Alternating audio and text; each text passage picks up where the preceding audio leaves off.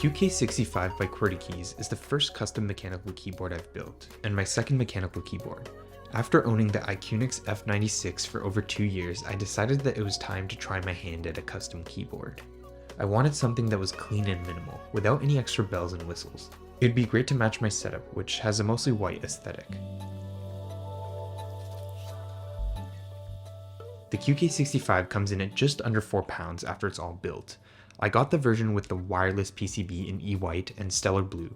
It comes with a carrying case, PCB, FR4 plate, PE and Poron foam, a silicon base, owl stabilizers, gaskets, a cable, and a battery.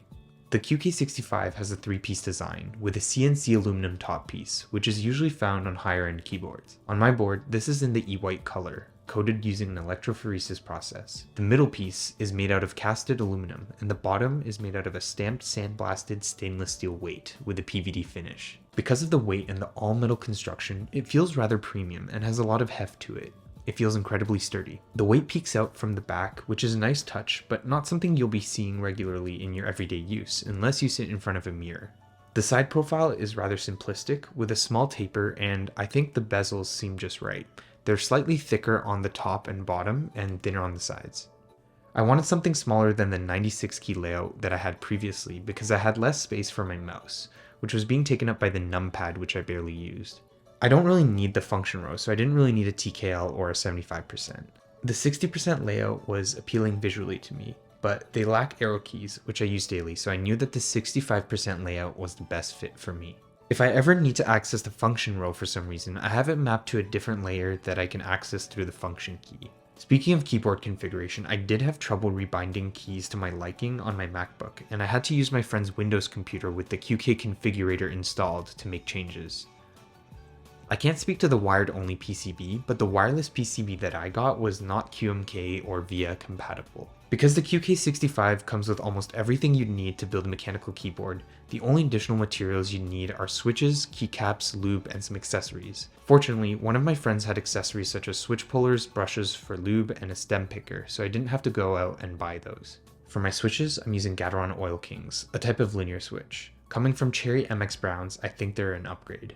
The top housing is made of nylon, and the bottom housing of the switch is made of their black ink material, and the stem is made of palm. They use a 20mm long spring with a bottom out force of 65 grams. They also come factory lubed, so they felt buttery smooth right out of the bag. For keycaps, I'm using the Novel Keys Cherry Milkshake set, which are PBT dye sub keycaps. I like the Fruits novelties that give a pop of color from the otherwise white set. I was also able to find good places to buy parts through Alexandros' keyboard vendor list, which I'll link in the description along with everything else that I mentioned. The website has a list of vendors worldwide. Basically, I took a look at the vendors available in my country to see who has what and compared the shipping prices.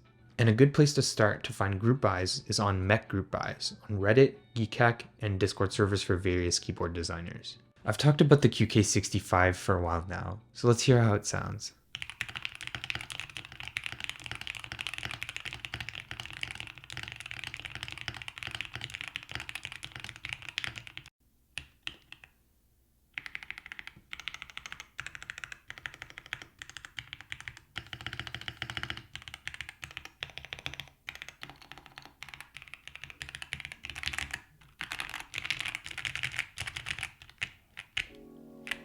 In terms of the typing feel of the keyboard, there's not much flex or bounce, but despite that, it's very comfortable to type on for long periods of time.